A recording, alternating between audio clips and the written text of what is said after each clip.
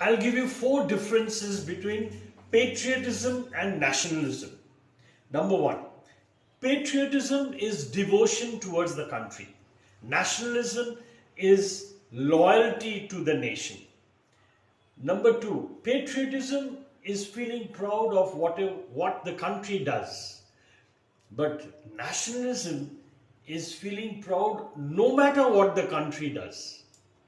Number three, patriotism is love for the country, but laying importance to values and beliefs.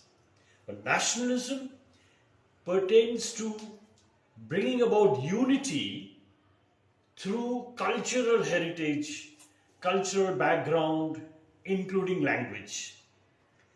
And number four, patriotism is based on affection and is passive in nature.